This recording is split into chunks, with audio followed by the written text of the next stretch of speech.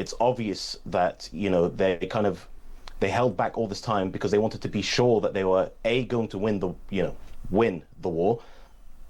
B, they wanted to see if they could use it as a kind of a spectacle, because look, Iran loves nothing more than a bit of theatre. Iran has begun several days of public mourning and funeral processions for its former supreme leader, Ayatollah Khamenei, 4 months after he was killed in strikes launched by the US and Israel. Vast crowds have gathered to mourn the supreme leader.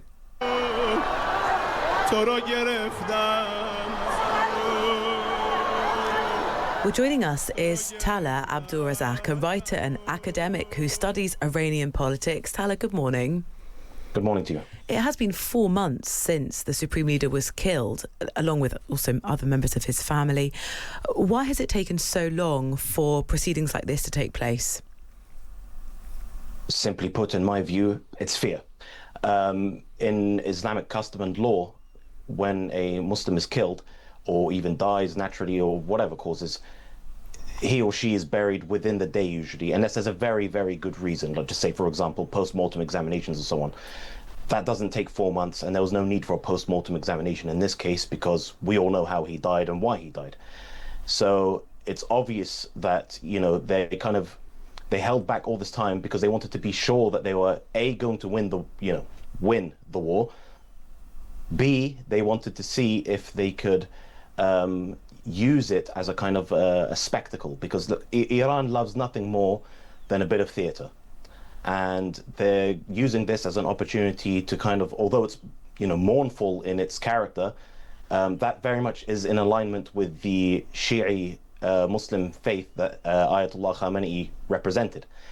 But they're also using it as a kind of a victory lap, saying, look, not only are we going to hold this massive funeral procession in Iran, we're going to take it next door into Iraq. And in Iraq, the state may be friendly to Iran, but there are millions and millions of Sunni Arabs, Sunni Kurds especially, even amongst the Shia, who absolutely despise this man because of what he did to their country through Shia militias, death squads, and so on. So it's not a very good look for Iran, even though they think it may actually be a kind of a victory lap for them. It just shows that they were too afraid to do anything about their supreme leader, to bury him in a timely manner and according to Islamic custom, because they were afraid that the funeral procession in Tehran would have been struck again and killing other officials. Yeah, so they are trying to balance the sort of very real potential security risks with also using this, as you sort of say, as like a stage, because Tehran's, I should say, pro-regime mayor has said publicly they're expecting crowds of up to 20 million. I mean, it's going to be very difficult to get an accurate handling of numbers, but they will want a mass outpouring of people who are prepared to publicly say they're supportive of the supreme leader and therefore mourning. Yeah, absolutely. I mean, this is, if not a totalitarian, it's a near totalitarian state. And people are also going to be conscious of the fact that, we better turn up, otherwise the intelligence services are going to take note of who didn't turn up. And particularly when we're looking at the Iranian opposition, obviously they're disparate groups. Some of them are monarchists, some of them are communists, some of them are democratic. All of them were promised aid and help by US President Donald Trump, which partially materialized. But then when he called on them to rise up, they didn't really do that because they wanted to be certain that this was really going to be regime change or something that they could actually, take up themselves and carry the momentum forward. That never materialized. So if you imagine being in their position and you're being told, right, you better turn up to this funeral procession or else. Yeah, Donald Trump, well, he said in January, help is on its way.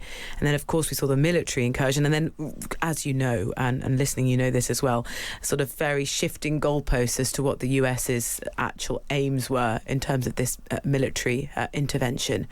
I wonder what everyone will be watching out for is over this sort of multi-day funeral procession and proceedings, will we see the new supreme leader? I suppose we've already seen the new supreme leader. I don't know if you've seen the footage of it, but there was a cardboard cutout of him being paraded around at his father's funeral, which is the reason why I'm laughing is because, like I said, they do love a bit of theatre. So what would have been a more compelling narrative for the Iranians is obviously his physical presence actually at his father's funeral. But if not, because of legitimate security reasons, they definitely have security concerns about whether they're going to get hit by Israel or the US. At least they could have recorded something, so he appears on a big screen or something, and then you can see the Supreme Leader for yourself. But we haven't seen him since he was made Supreme Leader.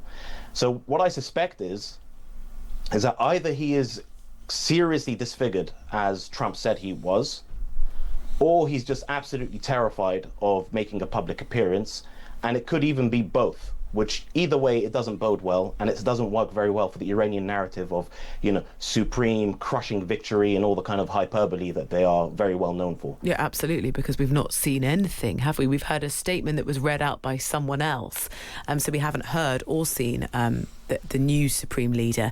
Just finally, the perspective of the Iranians who in January were prepared to go out on the street, even when that meant coming face to face with open gunfire. How are they feeling right now about this demonstration, this outpouring of grief, but also what state the country's been left in and their protest efforts after all this military intervention? I mean, a very large reason why they didn't come out to the streets and, face off against the security forces is because, first of all, this is a deeply entrenched regime of almost half a century in power, very deep-rooted security institutions. A lot of the state is actually based on internal intelligence. So if you imagine MI5 on steroids, who keep tabs on absolutely everyone all the time.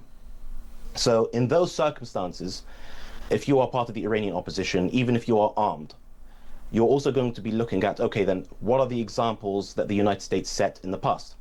So in the immediate aftermath of the Gulf War, George Bush Sr.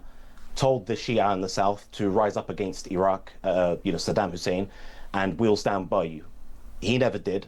They ended up paying the price. More recent history, you had President Joe Biden abandoning the Afghans who collaborated with the US and the occupation and the Islamic Republic of Afghanistan, as opposed to the Islamic Emirate today. So when they see this and they see that, US promises don't really necessarily mean much, and we could be placing our lives on the line for something that may not even materialize, and then we end up paying the ultimate price. Is it worth it? Probably not. Thank you so much for your time, Tallha Abdulrazaq. It's been brilliant to just understand a bit more of the dynamics going on as that funeral procession gets underway.